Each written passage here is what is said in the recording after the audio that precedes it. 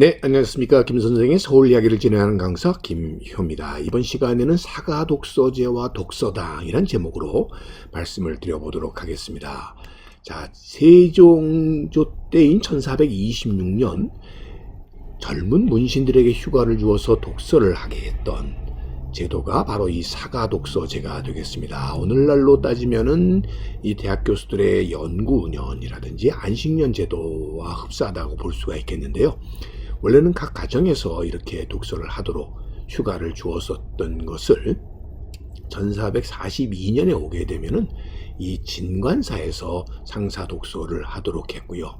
이렇게 절에서 했었던 예들은 또 중종조 때 지금 이 숭인도 창신동 쪽에 있는 정업원이라고 하는 곳에 절에서 독서당을 운영했었던 것도 바로 그러한 전통의 예라고 볼 수 있겠습니다. 이와는 달리 한강변에 이렇게 풍치 좋은 곳에다가 독서당을 개설하게 된 것은 1492년 성종조 때로서 저희 남호 독서당이 개설이 되었었던 경우와 1517년 오늘날의 옥수동인 두무포에 정자를 고쳐지어 동호 독서당을 세운 예가 바로 되겠습니다. 자, 이렇게 해서 운영이 되었었던 것이 바로 본격적인 이 사가 독서를 위한 독서당 제도가 되겠습니다. 자, 그런 독서당은 영조 때까지만 해도 존립이 되었었다가 이 정조 때 규장각이 세워지고 그 기능이 결국 흡수되게 되면서 결국 이러한 한강변의 독서당 제도 자체는 그 기능이 소멸되게 되었다라고 보시면 되겠습니다.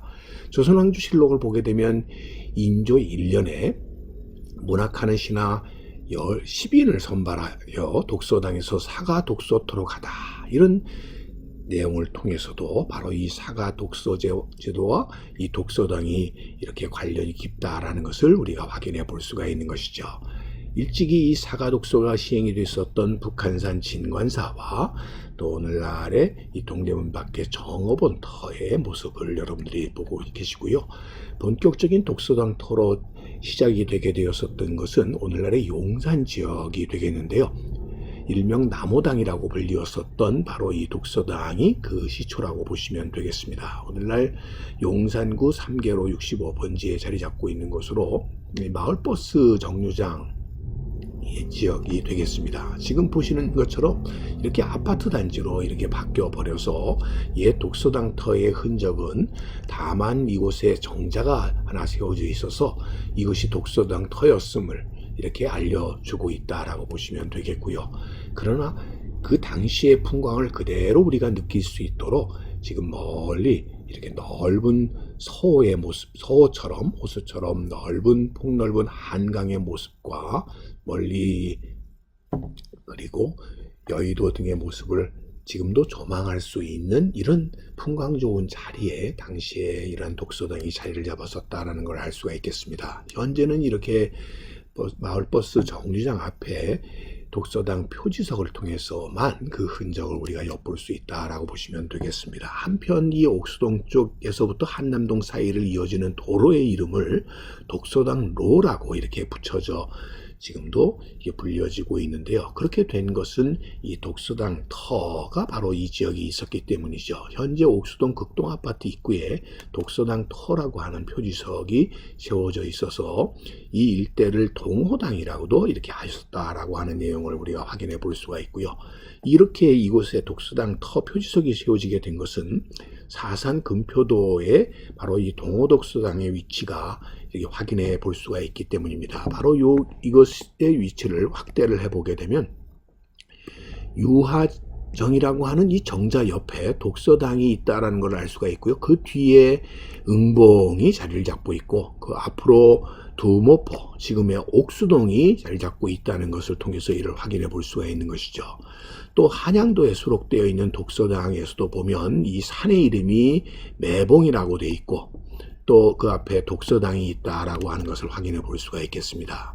또 다른 지도인 도성도에서도 확인해 볼 수 있는 것은 전체적인 도성의 위치에 남동쪽에 독서당이 위치하고 있다라는 것을 이 지도에서도 소개해 주고 있다라고 보시면 되겠습니다. 자, 일제강점기에 이 1915년에 경원선이 개통이 되게 되었었던 당시 두모리, 오늘날의 옥수동 지역에 뒷산 바로 이 응봉산 자락에 바로 이 지역에 독서당이 일찍이 자리 잡고 있었다라고 하는 것을 이 지도에서 확인해 볼 수가 있겠죠. 현재의 지금 옥수동 성당 자리에서 내려다본 오늘날의 이 옥수동 일대의 모습을 보게 되면 저 멀리 당시에 이미 경원선 철도가 놓여 있고 그 뒤편으로 넓은 동호가 호수처럼 동쪽의 호수처럼 넓은 한강이 바라보이는 이런 조망 지역이 바로 이 위치에 지금 바로 이 위쪽 지역에 여러분들 독서당이 자리 잡고 있어서 이렇게 풍광 좋은 산과 강이 어우러진 곳에서 사가 독서가 이루어졌었다라는 것을 우리가 확인해 볼 수가 있겠습니다. 현재 이 매봉산에 올라서 한강을 바라본 모습이 되겠는데요. 오늘날 많은 환경이 바뀌어서 아파트 숲으로 이렇게 이루어지긴 했습니다만 예전에도 정말 가슴을 탁 트이게 할 수 있는 이런 풍광 좋은 자리에 바로 이 동호 독서당이 자리 잡고 있었음을 다시 한번 확인해 볼 수가 있는 것이죠. 여러분들이 보시고 있는 이쪽 다리가 동호대교가 되겠고 또 그 뒤로 바로 바라보이는 것이 성수대교 등으로 여러분들이 이 지금의 모습에서도 그 당시에 동호독서당의 풍광을 엿볼 수 있겠고요. 이를 그림으로서 확인해 볼 수 있는 것이 바로 이 독서당 계회도가 되겠는데요. 이 계회도에 보게 되면 넓은 한강변 뒤로 이 독서당이 자리 잡고 있고 뒤에 응봉산이 지금의 매봉산이 자리 잡고 있다는 걸 알 수가 있습니다. 이 그림을 단서로 해서 이 한양대에서 전체적인 독서당 조감도를 이렇게 복원해낸 바가 있었습니다. 그래서 이런 모습을 갖춘 독서당 터가 자리 잡고 있었음을 이 계회도에서 확인해 볼 수가 있는 것이죠. 자, 겸재 정선에 이 압구정도에서도 이 부분이 압구정이고 이 뒷부분이 바로 응봉산 아래에 독서당이 자리 잡고 있었던 풍광의 모습이 되겠습니다. 이런 것들을 통해서도 여러분들 이 압구정 정자 못지않게 유어정이라고 하는 정자 가까이에 이 독서당이 자리 잡고 있었고 정말 풍광 좋은 자리였음을 확인해 볼 수가 있겠습니다. 이런 독서당 계회도라고 하는 것은 오늘날로 따지면 무슨 졸업 앨범과 같은 성격으로서 당시에 같이 공부를 했었던 사람들의 이름과 더불어 이들이 함께 뱃놀이를 즐기는 모습을 담고 있는 그림의 형태가 되겠습니다. 여러 종류의 독서당 계회도가 있는데요. 특히 올해 이 국가 차원에서 이를 매입해서 고궁박물관이 공개한 계회도를 보게 되면 이 그림 속에서 이 밑에 하단에 명단이 표시가 되어 있는데 우리가 알만한 인물들이 이곳에서 공부를 했었음을 우리가 확인해 볼 수가 있겠습니다. 대표적인 이름으로 송순, 주세분 같은 사람들이 이곳에서 확인해 볼 수가 있겠고요. 한편으로 이들이 함께 뱃놀이를 하고 있고 그리고 그들이 같이 공부했었던 독서당 터에 이 당시의 그림 모습들을 이렇게 확인해 볼 수가 있는 것이 독서당 계회도가 되겠습니다.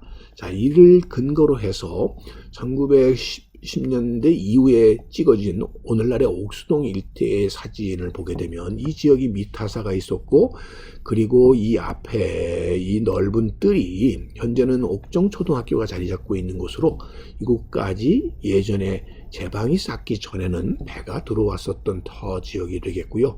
이 응봉산 오늘날의 매봉산 자락 밑에 바로 이곳이 독서당 터가 자리 잡고 있었던 곳이라고 볼 수가 있겠습니다. 그래서 이 옥수동 지역이야말로 예로부터 공부하기 좋은 이런 풍광 좋은 자리였음을 우리가 이렇게 확인해 볼 수가 있고요. 이를 기념하기 위해서 새롭게 신축이 된 옥수당 주민센터 5층에 동호독서당을 이렇게 재현하게 되었던 것도 바로 그러한 전통을 오늘날 우리가 기억하기 위한 하나의 노력이라고 볼 수가 있겠고요. 이와 더불어 성동구가 독서당 인문 아카데미 센터를 이 지역에 이렇게 운영하게 된 것도 이런 독서당의 전통을 이으려고 하는 노력이라고 보시면 되겠습니다. 오늘은 이 사가 독서제도와 독서당에 대해서 꽃밭을 가꾸는 김 선생이 말씀드렸습니다.